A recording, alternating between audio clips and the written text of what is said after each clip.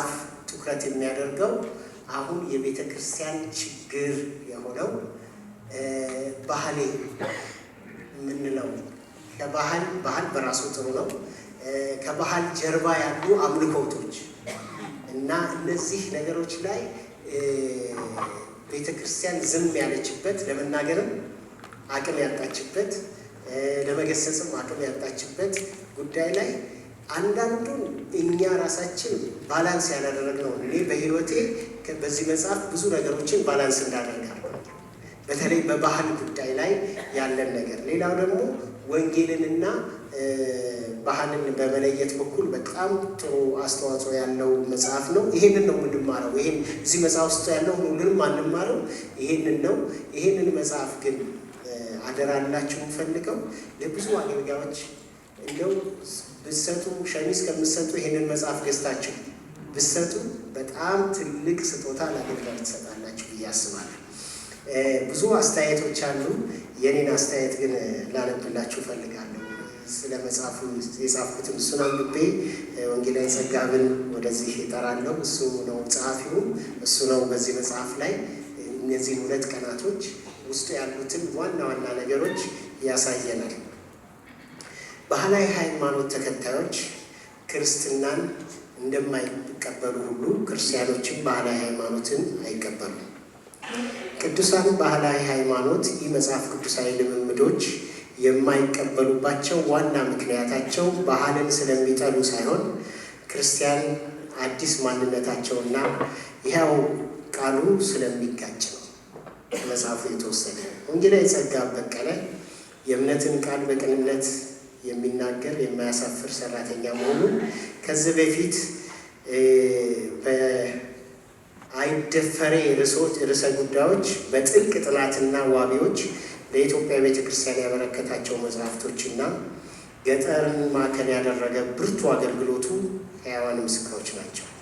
ከዚህ በፊት በወንጌል ማድረስ ተልኮ በተሐድሶ 2 ቅጾች በቤተ ክርስቲያንና ፖለቲካ ተሳትፎ ጭምር የኢትዮጵያ ቤተ ክርስቲያን አገልጋዮች እንደመጎተር ሁሉ ዛሬም የቤተ ክርስቲያን እያንገዳገደ ባለው ባህሌን ያላከበረ ክርስትና በአፍንጫዬ ይውጣ የሚሉ ቅዱሳን በመሰዊያ ላይ ደረታቸውን ነፍተው በሚንቀሳቀሱበት ጊዜ ዘመኑን የዋጀ ትልቅ መልእክት ለክርስቲያኖች ሁሉ በጣፋጭ አገላለጽ በ9 ምዕራፎች ምንም ያልተዳሰሰ ርዕስ የሌለው መጽሐፍ አበርክቶልናል።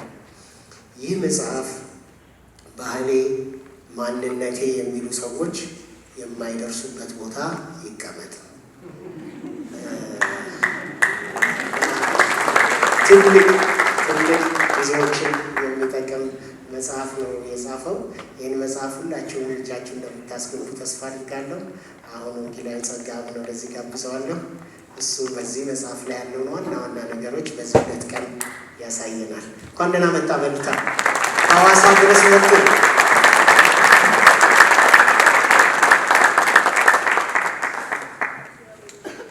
በተለይ ሀገራችንን በብዙ ቻሌንጅ ውስጥ የምታልፈውን እችን ሀገራችንን ሳስብ ነገሮች በጣም ኮምፕሊኬትድ ሲሆኑ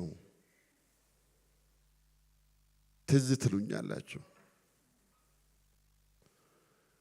እንባችሁን ክረምትም በጋም ነገር ተመቸ አልተመቸ፣ ሁኔታ ተስተካከለ አልተስተካከለ፣ ከየቸር ተጠራርታችሁ በእግዚአብሔር ፊት ስለ ምድሪቷ ስለ አጠቃላይ በዚህ ምድር ላይ ስለሚደረገው ነገር እናንተ በእግዚአብሔር ፊት የምትጸልዩ ጸሎት ለዚች ምድር መቆም፣ ለዚች ምድር ሰላም፣ ለዚች ምድር መልካምነት ትልቅ ድርሻ አለው ብዬ አምናለሁ። ስለዚህ ይሄን ራእይ የሰጣችሁ እግዚአብሔር ከልቤ አመሰግናለሁ። የረዳችሁ እግዚአብሔር፣ ጉልበት የሆናችሁ እግዚአብሔር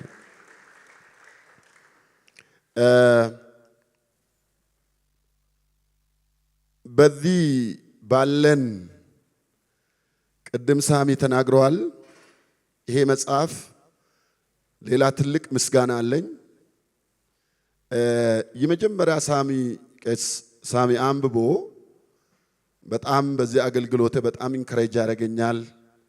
በእናንተም ፊት በጣም ላመሰግነው ወዳለው እና መጽሐፉን እንዳነበበ ባለፈ ዓመት መጨረሻ ዓመት ላይ በነበራችሁ ፕሮግራም ላይ መጽሐፉ ለዚህ ጊዜ መድረስ አለበት ብሎ ነሐሴ ውስጥ ይመስለኛል ነገረኝና የነገረኝ ግንቦት ወይንም ሰኔ አካባቢ ነው።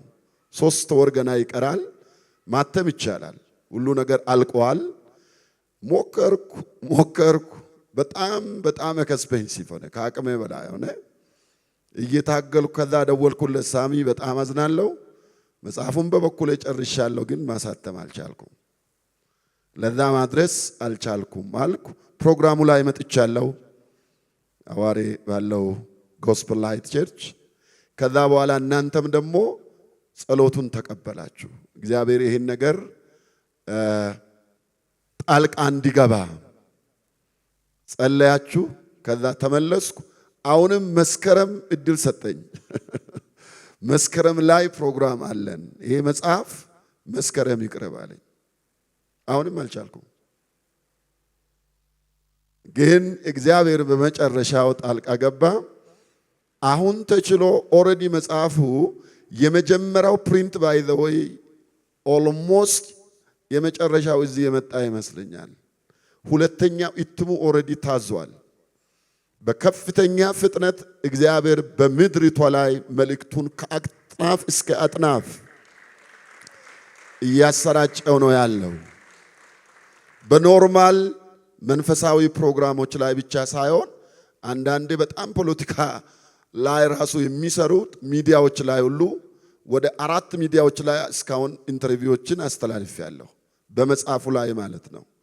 በጣም ሰፊ የሆነ አነጋጋሪ ነገር ሰዎች ኦልሬዲ ባይላቸውን እንደገና በመጽሐፍ ቅዱስ በኩል ባይሊን የመረዳት ነገሮች እንዴት ናቸው የሚለውን ነገር እንግዲህ ባለፈ ጊዜ እንደነገርኳችሁ እኔ መጽሐፉን የጻፍኩባቸው አንዳንድ ምክንያቶችን ብናገር ደስ ይለኛል። አንደኛ ይሄን መጽሐፍ የጻፍኩበት አንዳንዴ ወደ ከተማ መጣለሁ። ብዙ ጊዜ ኢትዮጵያ ውስጥ ወደ ገጠር አካባቢ አገልግሎት ያደላል። ተለያየ ቦታ ሄዳለሁ። አዲስ አበባ እናንተ አሁን ያላችሁበት ከባይል ጋር ያለው ግንኙነት ምናልባት ብዙ ላያሳስብ ይችላል። የእናንተ ባይዘው ባይል ሲባል ራሱ አዲስ አበባ ሰው ብዙ ምክንያቱም እንደመሰላችሁ እናንተ ከተለያየ ቦታ ነገሮች ሁሉ መጥተው አንድ ላይ ተቀላቅለው ሰዎች ተቻችለው ያለውን ነገር እንደዛ ስለምኖሩ ይህን አይል ችግርም እንደሆነ ራሱ አንዳንድ ሰው አያስቡ እና ብዙ ሰውነታችሁን አይነካም። አንዳንድ ግን አልፎ የሚመለከቱ ሰዎች እናንተ ጋር ይሄ ችግር አለ ብዬ አላስብም። ምክንያቱም ባይል ከሚለው ሐሳብ ጋር ተያይዞ በወንጌል ላይ እየመጣ ያለው ጫናና የቅይጥነት ፍርሃት ብዙ ጊዜ እዚህ ስለምነገር እናንተ ልባችሁ ውስጥ የሆነ ነገር እንዳለ ተስፋ አደርጋለሁ። ግን ከአዲስ አበባ የትኛውም ትንሽ ኪሎ ሜትር ብትወጡ ያለው ሁኔታ እጅግ አስጊ፣ እጅግ አስፈሪ፣ አስደንጋጭ ሁኔታ ላይ ነው ቸርች ያለችው የኢትዮጵያ ቸርች። ሌላው ደግሞ አብዛኛው ፕሮቴስታንት የሚባለው የአዲስ አበባ አይደለም፣ ገጠር ላይ ያለው ነው። ከተማውን አልጠቅስም። አንድ ቦታ የሚመሩት በምሪት ሀገር በክልል በዞን ደረጃ የሚመሩት የመንግስት ባለስልጣናት አንድ መድረክ ላይ ያደጉ ልጆች ናቸው። በዛ በኩል ከዛ በኋላ ይሄ ከባይል ሚስ አንደርስታንዲንግ መከላከል መቻል አለብን። እኛ ፕሮቴስታንቶች የባይል ህዳሴ ተቃዋሚዎች አይደለንም። የሰዎችን ባይል የምንረግም የምንቃወም ሰዎች አይደለንም። እኛ ባይል ውስጥ ያደግን ባይልን የምናከብር ባይላችንንም የምናቅ ሰዎች ነን። ነገር ግን መካድ የማይቻል አንድ እውነት አለ። በእያንዳንዱ ባይል ውስጥ የአምልኮ ስርዓት አለ። በእያንዳንዱ ባይል ውስጥ አጋንንታዊ አሰራር አለ። ባይዘው የእገሌ ባይል አይደለም። የኢትዮጵያ ብቻ ሳይሆን በዓለም ላይ ባለው ባይል ውስጥ ሁሉ አጋንንታዊም ኃጢአትም አለ። ሰምታችኋል። ለምንድን ነው ይሄን የምንለው? ባይልን የፈጠረው ሰው ነው። ባይል እግዚአብሔር ፈጥሮ ለሰው አልሰጠም። ባይልን የሰራው ማህበረሰብ ነው። ማህበረሰብ ደግሞ በኃጢአት የወደቀ ቡድን ነው፣ ሰዎች አንድ ላይ ያዋቀሩት።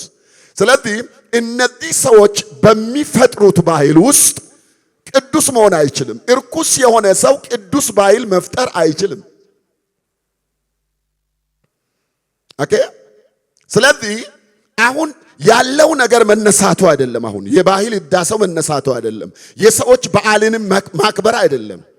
ጥንቃቄ ማድረግ አለብን። በዚህ ባህል ውስጥ ያለው የአምልኮ ስርዓት ሁሉ በሁሉም ባህል ውስጥ እየተነሳ ነው። በሁሉም ማንም ሰው በቸርችም ደረጃ ቆይ እንደዚህ ከሆነ ባህል ውስጥ ባህልን የምንቀበል ከሆነ በባህል ውስጥ ደግሞ ሌላ ነገርም ካለ አስቀድመን ለህዝባችን በመጸለይ በማጥናት ትምህርት በመስጠት ምክንያቱም ህዝባችን ማህበረሰብ አካል በመሆኑ ባይዘው ቤተክርስቲያን ማህበረሰብ አካል ናት። የሆነ ሃይሶሌት አድርገን ራሳችንን እናስብ። የሆነ ደሴት ላይ የለንም። ስለዚህ ፕሮአክቲቭ ሆነን አእምሮአችን አስቀድሞ አስቦ ሰዎችን እንዴት ያድርጉ ቅዱሳን አሁን በዚህ ባህል ውስጥ እየተነሳ ባለበት ጊዜ ውስጥ ምንን ይለዩ፣ ምንን ይቀበሉ፣ ከምን ጋር ይስማሙ፣ ከምን ጋር ይጣሉ፣ ቀይ መስመሩ ምንድነው የሚል መንፈስ ከኢትዮጵያ ቸርች ላይ ተወስቷል። ቤተክርስቲያን ይሄን አትናገርም። ከዚህ ተጠንቀቁ። ይሄኛው ችግር ማንም አይልም። ከዚህ የተነሳ ሰዎች ይወጣሉ፣ የፈለገውን ነገር ያደርጋሉ። ሲሄዱ በአይን እንሸኛለን፣ ሲመጡ እንቀበላለን። አንድ ቦታ የሆነውን የነገርኳችሁን ከዛ በኋላ ባህላዊ ንቅናቄው ተነሳ። እዛ ውስጥ ድሮ ወንጌልን የሰበኩ አባቶች የተገረፉበት፣ የተገደሉበት፣ የታሰሩበት፣ ከብቶቻቸው ከሌላ ከብቶች ጋር እንዳይሰማሩ የተከለከሉበት በባህል ውስጥ ያለ የአምልኮ ስርዓት ሁሉ ሳይቀር ህዝቡ እንዲያደርግ ጫና ተፈጠረ። ከዛ ቸርች ድምጽ ማሰማት ጀመረ። በስንት መከራ በማስተማር አይደለም። ይሄን አንቀበልም የሚል ድምጽ ሲሰማ ተጠሩ። እናንተ እኛም ባህል ወደ ኋላ እያስቀራችሁ ነው ተባለ። ሁለቱም ክርስቲያኖች ናቸው፣ አንድ ቸርች ናቸው ሁለቱም። ያም ቸርች ሰው ነው፣ ይሄም ቸርች ሰው ነው። ምኑ ይሄ ነው ይሄን ማንቀበልም። አባቶቻችን ባይዞ የነሱንም ህዝቡ ራሱ እኮ አይቀበልም። በማስተማር አልተነሱም፣ በመቃወም ነው ተነሱት። የትም ቦታ ሄዱ። ቻሌንጁ ከኔ ጸጉሩ በላይ ነው ብዛቱ፣ በጣም ከባድ ነው። ሌላው ደግሞ ደፍሮ የተናገረ ሁሉ የባህል ተቃዋሚ ይባላል። ሌላ ደግሞ ወደዚህ እንዲመጣ ያደረገኝ ቅይጥነቱ። ሰዎች ምንድነው የሚሉት? አንዳንድ ፈሊጦች ደግሞ አሉ። ይሄ ባህል ነው እንጂ አምልኮ አይደለም። ስለ ባህል ራሱ ምን እንደሆነ አታውቅም። ባይዘው 6 ዓመት አጠናሁትን ነው እያወራው ያለሁት። አንትሮፖሎጂካል አስፔክቱን ነግራለሁ፣ ቢብሊካል አስፔክቱን ነግራለሁ። በዓለም ላይ ያለው ባህል ያለ አምልኮ ስርዓት ራሱ ባህል መሆን አይችልም። የአምልኮ ስርዓት የሌለው ባህል በዓለም ላይ የለም። ስለዚህ ማንም እንዳያጭበረብራችሁ ይሄ ባህል ነው እንጂ የአምልኮ ስርዓት አይደለም ምናምን ኖ አይቻልም። ስለዚህ አንዱ ቅይጥነቱ እንድጽፍ ያደረገኝ። ሌላው የቤተ ክርስቲያን ዝምታ፣ የፍርሃት ዝምታ፣ የግራ መጋባት ዝምታ፣ እጅ የመስጠት ዝምታ። ዝም እንደዚህ መካልኩ ፖለቲከኞች እንደዚህ ሊረዱኝ ይችላሉ። እንደዚህ መካልኩ የባህል ሰዎች እንደዚህ ሊረዱኝ ይችላሉ። ስለዚህ ምን መሆን አለብኝ? አራ ቆምን በጤና ባይ ዘ ዌይ አንድ ነገር ልንገራችሁ። በትልቅ ትትና ዝቅ አድርገው ወንጌል የምንኖርለት ብቻ ሳይሆን እንድንሞትለትም ይጠይቀናል። የማን ሞትለት ወንጌል ልንኖርለት አንችልም። የሰማ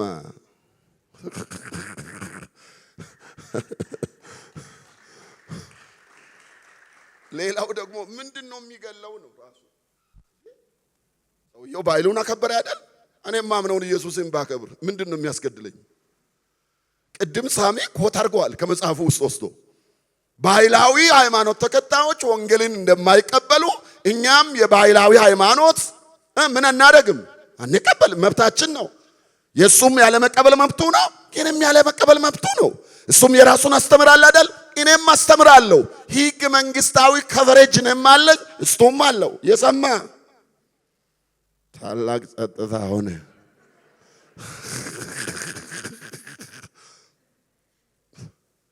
ይሄ አንዱን የማስፈራራ ጫወታ መዳ አይደለም።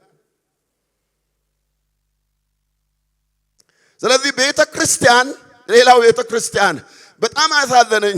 ብዙ አሁን ደቡብ አካባቢ ስትሄዱ ብዙ ሰዎች የሁለቱም አውራ መሆን እየፈለጉ ነው። የዛውም ዋና ሜዳም ላይ ዋና እሱ ነው። ቸርችም ስትመጣ የቸርቹ ሰብሳቢ እሱ ነው። ባውንደሪ የለም እኮ ይሄ እኔ እዚህ ውስጥ ስኮላር ካላችሁ ቴዎሎጂያንስ ምንድነው እየሰራን ያለው? ለምንድነው የሆነ ነገር የማንናገረው? እኔ ይሄ ነገር ነፍሴን ሊያወጣ ደረሰ። ነፍሴን መኖርን አስጠላኝ። አለቅሳለሁ፣ እነጫነጫለሁ። የነገዋ የቸርች ጉዳይ በጣም ያስጨንቀኛል። ትውልዱ ያስጨንቀኝ። አሁን ሶሻል ሚዲያ ላይ ቄሳሚ ኦሬዲ ጠቅሶታል። ኮት እኮ ነው፣ የኢትዮጵያ ኮት ነው ይሄ። አሁን ለምሳሌ ባይሌን የማይቀበል ነው ባይሌን የማይቀበል ክርስትና በአፍንጫዬ ይውጣ። ባይዘው የትም ታገኛላችሁ። ምንድነው እያሉ ያሉ ሰዎች ክርስትና ከባይሌ ይበልጣል ነው፣ ባይሌ ከክርስትና ይበልጣል። እኔ ለነዚህ ሰዎች ያለኝ ጥያቄ አንድ ብቻ ነው፣ ክርስቲያን ናችሁ ወይ? ባይዘው ክርስቲያን እንደዚህ መናገር ራሱ አይችልም፣ ማሰብም አይችልም። እኛ ኦሬዲ እኮ የባህላችን ሳይሆን የራሳችን እኮ አይደለንም። የራሳችን እናንተ የራሳችሁ አይደላችሁም። በምን ተገዝታችኋል? ዋጋው ምንድነው የተገዛንበት? በዋጋ በደም ነው የተገዛኸው። የራስ ስትሆን ነው የባህል የምትሆነው። ባይዘው ብዙዎች እኔ ቸርች ውስጥ አሁን በጣም ይቅርታ አድርጉልኝ ኢየሱስን መቀበል ወዳለብን ደረጃ የደረስን ይመስለኛል። እንደገና ወንጌል ራሱ ምን እንደሆነ ክብሩን እግዚአብሔር ይውሰድ፣ ክብሩን እግዚአብሔር ይውሰድ። ታላቅ እልልታና ጭብጨባ ለዚህ ጌታ። በርግጥ አንዳንዶች ነግረውኛል፣ ጸጋ ባንተ መኖር አትፈልግም ወይ? እኔ ደግሞ እንደዚህ አይነት ሰዎች ያስቁኛል።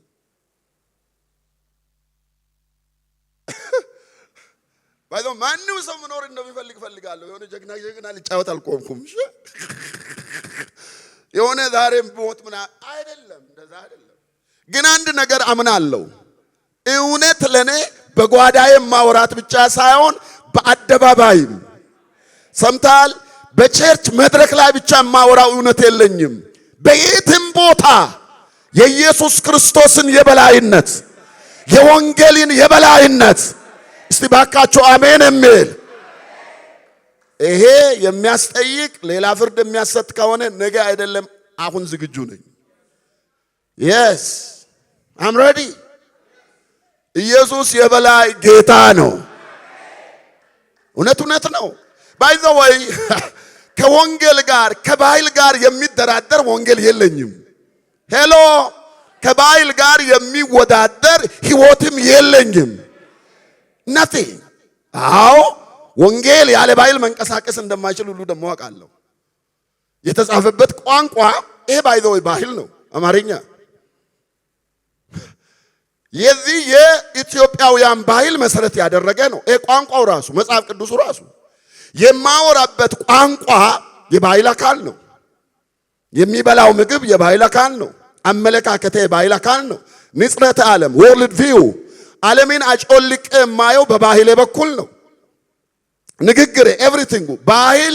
አንድ ማህበረሰብ ያለ ባህል ማህበረሰብ ራሱ ሊባል አይችልም። ዋና መለያው ነው። አምናለሁ እሱን አውቃለሁ እሱን። ግን አንድ ነገር ልንገርም፣ ያለ እንደዚህ ይላል አንድ ኮቴሽን፣ ያለ ባህልም መኖር አንችልም፣ ከወንጌል ጋር ከሚጋጭ ባህልም ጋር መኖር አንችልም። ጨርሻለሁ። ሁለት ነገር ነው ያልኩ። ያለ ባህልም ምን መሆን አንችልም፣ መኖር አንችልም። ለምን? ባህል ቋንቋዬ ነዋ። ለምን? አመለካከቴ ነዋ፣ ማንነቴ ነዋ። ያለዚህ መኖር አልችልም። አልችልም። መነጋገር እኮ አንችልም። ባህል እኮ ነው ይሄ። ልብሳችን፣ አለባበሳችን፣ አመለካከታችን ኢትዮጵያውያን የትም እኔ ባህል ምን ያህል ተጽዕኖ እንዳለው ከልጄ ላይ ያለው ልጄ እንጀራ ሳት ያለ ባለፈ ጊዜ ከነገርኳቸው አላቅም። የመጀመሪያ ልጄ በቃ ሙሉ ምግቧ እንጀራ ብቻ ነው። ጠዋትም እንጀራ ነው። ማታ ስንበላ የሷ ቁርስ ይቀራል ወይ ተብሎ ነው ቼክ ይደረጋል። ጠዋትም እንጀራ ነው። ምንድነው የባህል እኮ ነው። ሰይጣን አልገባባት። ባህል ማለት አንዱ ምንድነው? ባህል ማለት አንዱ ባህል ነው። ልንገራችሁ የባህልን ፍቺ በኋላ ማሳያችኋለሁ። ከዚህ ምንድነው ባህል ራሱ? ከቀላሉ ልጀምር። ባህል ማለት ይሄ የተኛውም ሳይንስ ሄዳችሁ ስታጠኑ የምታገኙት ትርጉም ነው። ባህል ማለት የብዙ እሴቶች ጥርቅም ነው። that is culture። የብዙ እሴቶች ጥርቅም ነው። ባህል ማለት እሱ ነው፣ ሌላ ነገር አይደለም። እነዚህ ጥርቅም ያልናቸውን ነገሮች እንፍታቸው። ባህልን ባህል ያሰኙ። አንደኛ የአለባበስ ስርዓት፣ ሁለተኛ የአበላል ስርዓት፣ ሶስተኛ የቤት አሰራር፣ አራተኛ አተራረስ፣ መሬት ራሱ እርሻ ራሱ።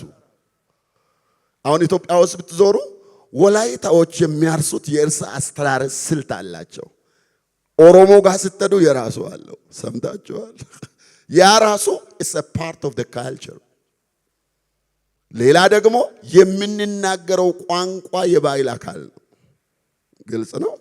ሌላው የጋብቻ፣ የሰርግ፣ የተለያየ አይነት እነዚህ ሁሉ አንድ ላይ ተጨፍልቀውና ተጨምቀው አንድ ቃል ያወጣሉ። ባህል ማለት ይሄ ነው።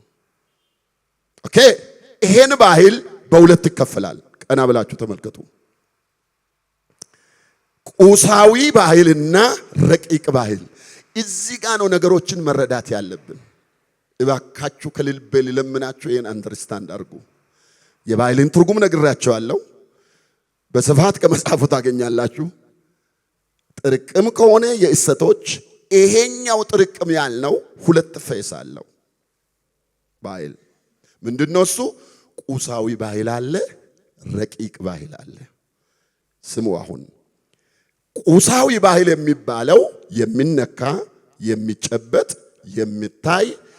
የሚታዩ ነገሮች ናቸው። ምንድናቸው እነሱ? አለባበስ። አሁን ልብሶች ኢትዮጵያ ውስጥ የምናያቸው የተለያዩ ቀለሞች፣ ይሄ የዛ ብሔር ይሄ የዛ ብሔር ይባላሉ አይደል? እነዚህ ቁሳዊ ናቸው።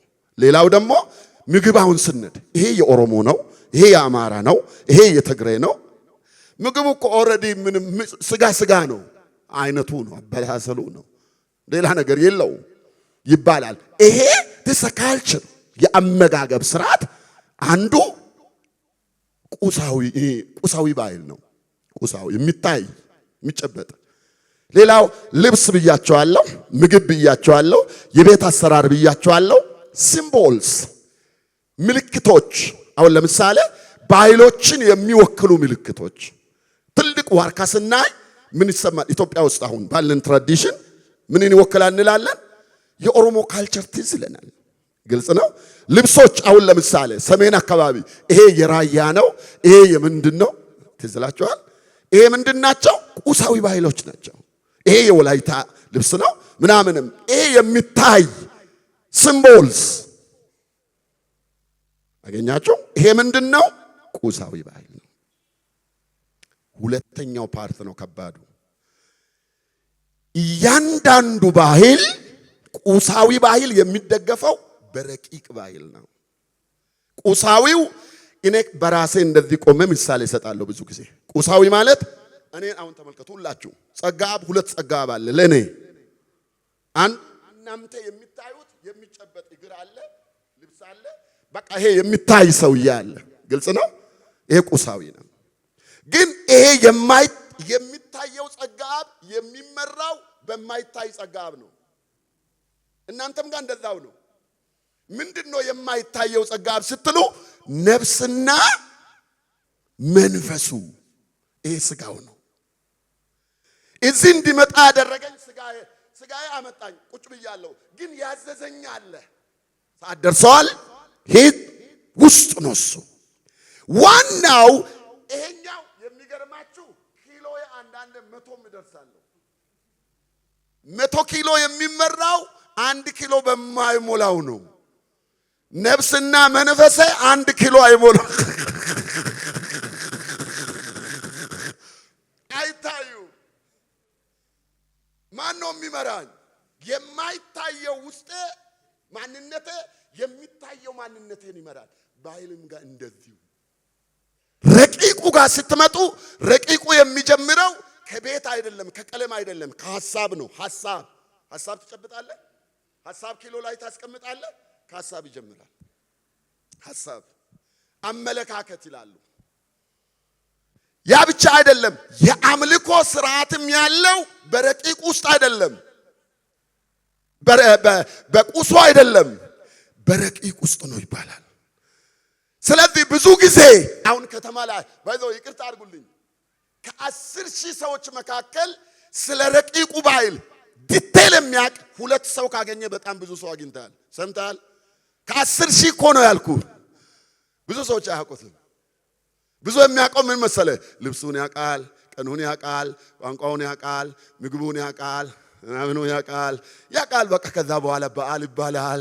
ከዛ ልብሱን ይለብሳል፣ ሰልፊ ፎቶ ደስ ይላል፣ ሼር ያደርጋል፣ ምናምን ይላል፣ ሙድ ይዛል፣ ባህላችን ይላል። ግን ምንድን ነው የሚደረገው? መንፈሳዊ ነገር ስትለው ይላል ራሱ አያውቅም።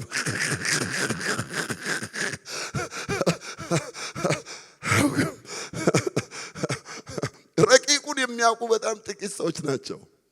ሌላ ነገር ልንገራችሁ። የክርስትናው ትልቁ ተግዳሮት ረቂቁ ቁሳዊው ባህል አይደለም። ቁሳዊ ባህል አይደለም፣ ረቂቁ ባህል ነው። ረቂቁ ባህል ማለት መሰላችሁ?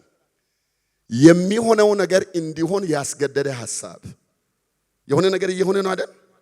አሁን ለምሳሌ ሰዎች እዚህ ያከብራሉ የሆነ ነገር። ይህን ነገር እዚህ እንዲያከብሩ እነዚህ ሰዎች ሁሉ ፊት የማይደረግ በስውር የተደረገ ነገር ይኖራል። ብዙዎች እዚህ የተሰበሰቡ ስለዚህ ነገር ማወቅ አይፈልጉም። እግዚአብሔርን የሚያስቆጣው ደግሞ ይሄ ነው። አግኝታችሁኛል? ደስ ካልችሩ ሌላ አንድ ነገር ልንገራችሁ በቲትና ባህል ይሄ ነው፣ ባህል እንደዚህ አይደለም እንዳልኩ ባህልን የሚያጠኑ ሰዎችም እኔ ኦሬዲ እያጠናው ከመጽሐፍ ቅዱስ ውጪ ብዙ ነገሮችን ለማጥናት ጥረት ባደረኩ ቁጥር ፍርሃቴ ጨመረ። በጣም ውስብስብ ነው ባህል። ምን ሆነ መሰላችሁ? መጽሐፍ ላይ ጽፍ ያለው ሊንጉስቲክ ኢንሳይክሎፒዲያ ቮሊዩም 6 ላይ እንዲህ ይላል። 100 ዓመት አንትሮፖሎጂ ባህልን ያጠኑ የባህል ሳይንቲስቶች እንዲህ ብለው ቃል ሰጥተዋል። ባህልን ይሄ ነው ብለን ሁላችንን ያስማማ ትርጉም አላገኘንለትም ነው ያሉት። በ100 ዓመት ጥናት ይሄ ምንን ያሳያል መሰለ? ውስብስብነቱን ያሳያል። ባህል ውስብስብም ነው። ስለዚህ አሁን እዚህ ላይ ወንጌልን ከባህል አሁን እነዚህን ከለሮች ተመልከቷቸው። እነዚህ የተለያዩ ከለሮች ናቸው። እንደ ባህል ውሰዳቸው። ከተቀየጡ በኋላ ግን ራሳቸውን መሆን አይችሉም። ከተቀየጡ በኋላ ብጫው ብጫ መሆን አይችልም። ከውስጡም ማውጣት አትችልም። ከተቀየጠ በኋላ ይቀየጣል፣ ይነካካል። ወንጌልም ከባህል ጋር ከተቀየጠ ባህልም አይሆንም፣ ወንጌልም አይሆንም። ሰምታችኋል? ሁለቱም የማይሆን ነገር ውስጥ ነው የሚገባው። የቱ ጋ ነው የሚገናኙት? ማድረግ ያለብን የቱ ጋ ነው ስምምነት ፈጥረው መሄድ የሚችሉት? የቱ ጋ ነው ቀይ መስመር ማበጀት ያለብን? ይሄ መታወቅ አለበት። ስለዚህ ዛሬ ባለን ጊዜ ይሄ ይድረስ ለኢትዮጵያ አብያተ ክርስቲያናት በምረቃው ላይ የተለቀቀ ማስታወቂያ ነው። ይሄ መልእክት ለመላው ክርስቲያኑ ማህበረሰብ እንዲደርስ ፈልጋለሁ። እግዚአብሔርም ደግሞ ያደርሳል ብዬ አምናለሁ። ወንጌል ከዘመኑ ባህላዊ ቅይጥነት ለመከላከል ምንድነው? በዚህ መጽሐፍ ላይ ጽሑፉ አይታይም። ባህል ምንድነው? ባህል መቼ ተጀመረ? በባህል ግንባታ የእግዚአብሔር ድርሻ ምን ነበር? መጽሐፍ ቅዱስ ስለ ባህል ምን ይላል? የሚሉ ሐሳቦች እዚህ መጽሐፍ ውስጥ አሉ። ወደፊት ሊቀጥል 3 ሐሳቦችን ከፋፍለን እናያለን። ይህም ትንሽ አይታይም፣ የሚቀጥለው ይታያል። ባህል ምንድነው የሚለውን ነገር መጀመሪያ እናያለን። what is a culture? ቅድም ብያቸዋለሁ፣ ጥቂት ነገር እዛ ጋር ጨምርላችኋለሁ። ሁለተኛ ላይ ደግሞ ምንድነው የምናደርገው? ኢየሱስ ጋር እንመጣለን። ምክንያቱም እኔን ምሰሉ ነው ያለው አይደል? ኢየሱስ ራሱ ባህል ውስጥ ተወልዶ አድጓል። ባህልን እንዴት ነው ሃንድል ያደረገው? ባይዞ ኢየሱስን ስናይ የኛ ቀላል ይሆናል፣ በጣም ቀላል ይሆናል። ሶስተኛው በክርስቶስ ያገኘን ማንነት ጋር እንሄዳለን። የዚህ ትምህርት ዋና ዓላማው ምንድነው ተብሎ ቢጠየቅ በቃሉና በመንፈሱ የባህል ህዳሴውን አሁን እየሄደ ያለው ካልቸራል ሬኔሳንስ በጣም ደስ ይላል። ሰዎች ባህላቸውን፣ ቋንቋቸውን፣ እሴቶቻቸውን አንዱ ለአንዱ አሳውቀው አብሮ ሲኖሩ ይሄ ሌላ ክፋት የለው። ስለዚህ በቃሉና በመንፈሱ አውቀን ወንጌልን ግን ከምን ለመጠበቅ? ከቅይጥነት ለመጠበቅ፣ ቤተ ክርስቲያንን ደግሞ ለማንቃት፣ መልካም ባህልን በመዋጀት ለወንጌል አገልግሎት ለመጠቀም ዓላማ ይዘን ይሄን ነገር ባህል ምንድነው ለሚለው ቅድም አይተናል። ባህል መካከል ላይ አስቀምጫለሁ።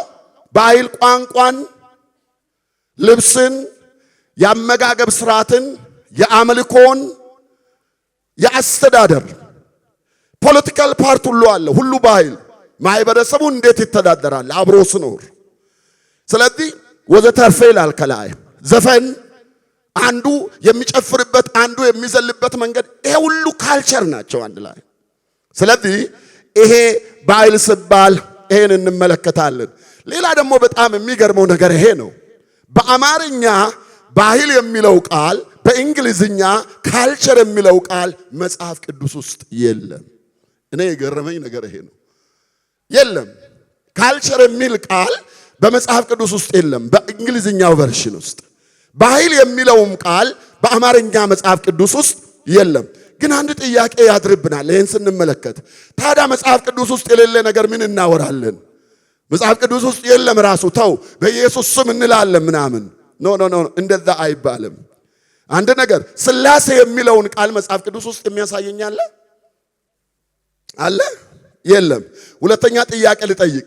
ሥላሴ የሚለው ቃል ደግሞ መጽሐፍ ቅዱሳዊ ትምህርት እንዳልሆነ የሚሞግተኝ የሚጠይቅ ሰው አለ? የለም። ግን የመጽሐፍ ቅዱስ ማዕከላዊ ትምህርት ነው። ይሄም እንደዛው ነው።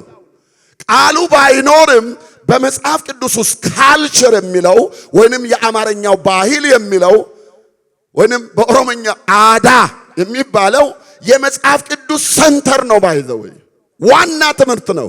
መጽሐፍ ቅዱስ በእነዚህ ቃላት ይገልጣል። ይሄ አንድ ሰው ነው የዚህ ባለሙያ ሬይሞንድ ዊሊያም የሚባል ካልቸር የሚለው ቃል በእንግሊዝኛ ቋንቋ ውስጥ ከሚገኙት ስሙ ይሄ እንዴት ከሚገኙት 2 ወይንም 3 ፍቺ ለመስጠት ከተወሳሰቡት ቃላት መካከል አንዱ ነው ይላል። በጣም ባይዘው ምሁራን ይሰቃያሉ። አሁን ሁላችንም ባይዘው እናቃለን የምንለው ባህል ነው። ግን በጣም ያጠኑ ሰዎች ለመግለጥ የሚቸገሩት ባህል ነው ለማለት ይቸገራሉ። ይሄ ሰው የደመደመውን ተመልከቱ።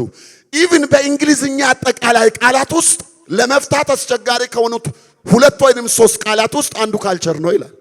ቅድም ነገርኳችሁ ሊንጉስቲክ ያልኩት ይሄ ነው። ሌላው በአማርኛ ባህል በእንግሊዝኛው ካልቸር የሚለው ቃል በሁለቱም መጽሐፍ ቅዱስ ውስጥ ያለ መኖራቸው የመጽሐፍ ቅዱስ ማዕከላዊ መሆኑን አልከለከለውም።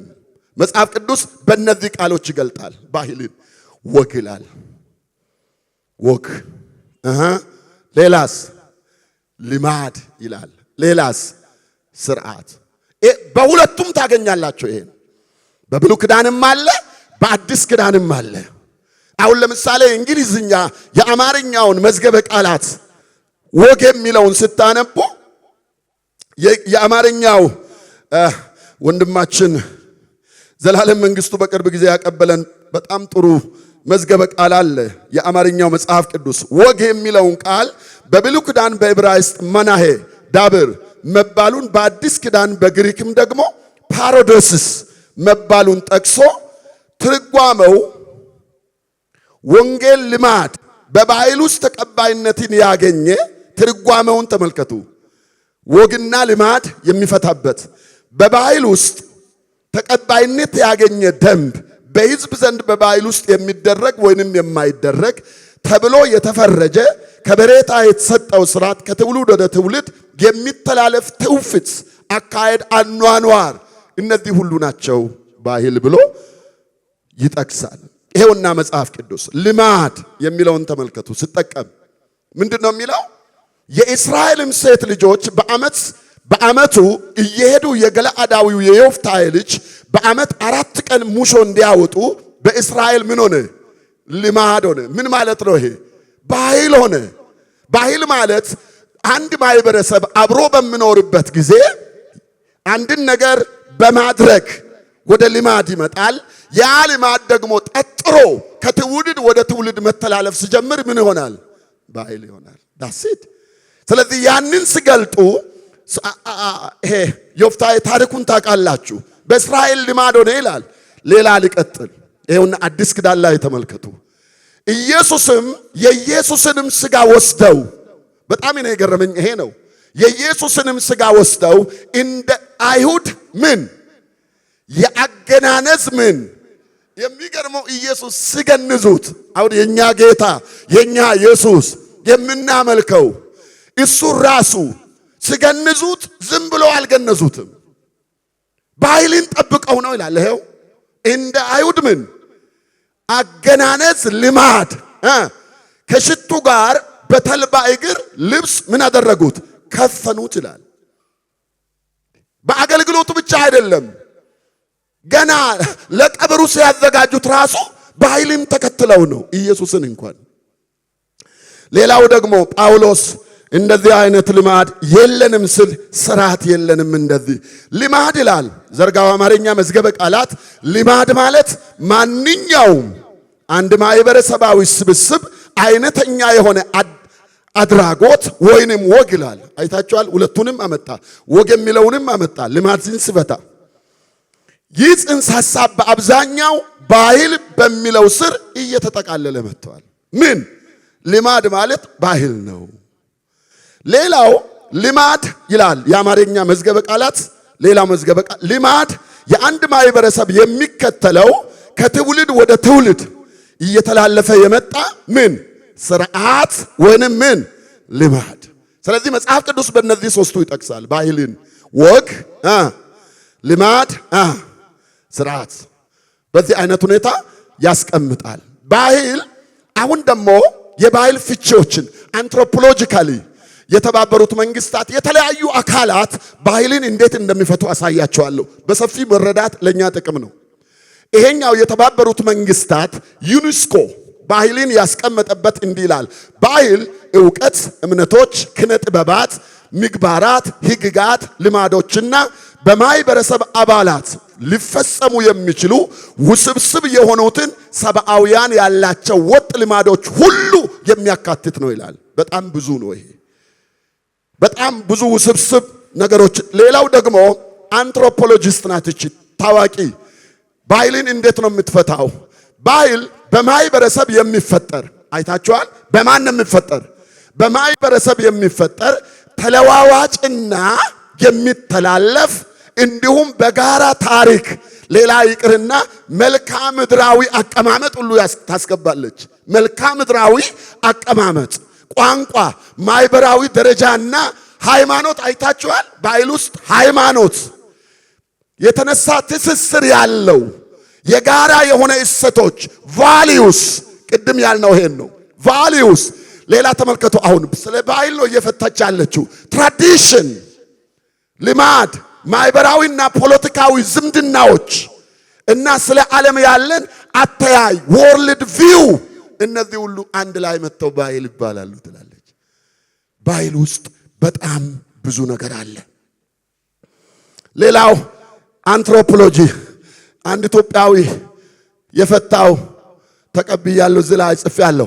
አንድ ማህበረሰብ አባላት የሚረከቧቸውን የተጠራቀሙ ዕውቀቶች፣ እምነቶች፣ ኪነ ጥበባት፣ መመሪያዎች፣ አርማዎች፣ አመለካከቶች፣ ስነ ምግባራት፣ ህግጋት፣ ወጎች፣ ተለምዶና ሰዎች የሚገለገሉባቸው ቁስ አካላዊ ንብረቶች ጭምር በጣም ይሄ ብዙ መጽሐፍ የሚወጣው ትንታኔ ነው።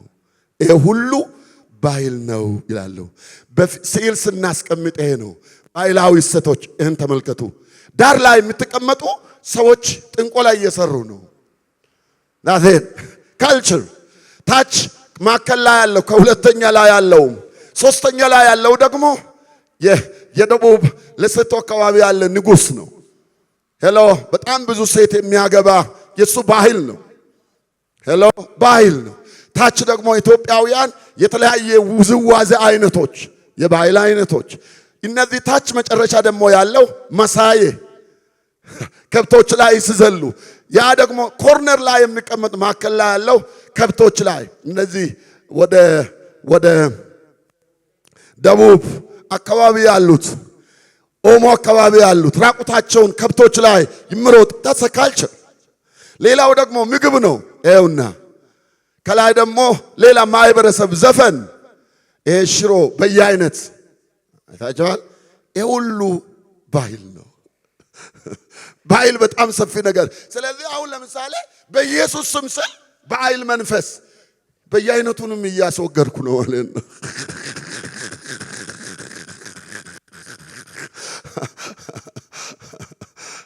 መለየት አለብን።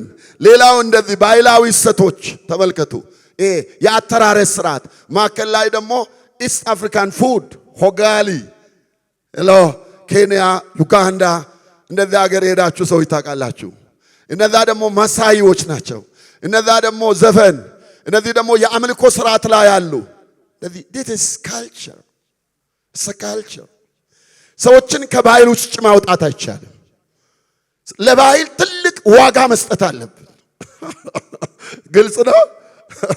ሰዎች ባህላቸው እሴት ምንድነው? እሴት ብለናል። እሴት ቫልዩ ማለት አንድ ማህበረሰብ ዘንድ ከፍተኛ ማህበረሰባዊና ስነ ልቦናዊ ተቀባይነት ስፍራ ያለው ሆኖ በዋጋ ደረጃ በገንዘብ ሊተመን የማይችል የማህበረሰቡን ውስጣዊና ውጫዊ ስሜቶች ማንጸባረቂያ መንገድ፣ ድርጊት፣ ሐሳብ፣ ፋይዳ ነው። በጣም ትልቅ ነገር ነው። ሌላው ደግሞ አምልኮ አለ በሁሉ ባህል ውስጥ። ይሄ ነው ቻሌንጁ። አሁን አይታችኋል። ይሄ አሁን የአምልኮ ስርዓቶች ናቸው ባህላዊ። ከዚህ ጎን ካለው ተመልከቱ። መስዋዕት እየሰው ነው በግ። ይሄኛው ባይዘው ኦሞ ማህበረሰብ አንዱን ስሙን ለመጥቀስ ላያስፈልግ ይችላል። የከብት ፈርስ የለም ወድቃው ፈሶ እዛ ላይ እየተረገጠ ነው የሚመለከው። this is worship። ያኛው ኮርነር ላይ ያለውን ተመልከቱ። እነዚህ በጣም ረጃጅም ቀንድ ያላቸው ከብቶች ቀንዶቻቸው አንድ አካባቢ ይሰበሰባል። ስለዚህ የአምልኮ ስርዓት የሚፈጸመው በዛ አካባቢ ነው።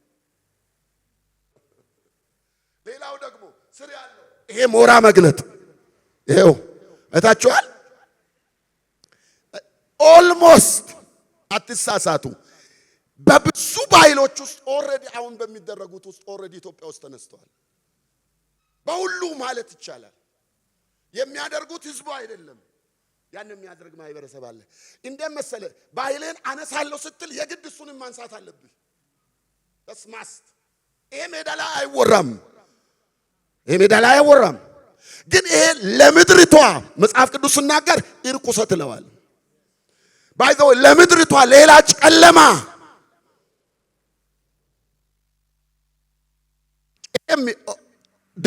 ያኛው ደግሞ ጠንቋይ ነው።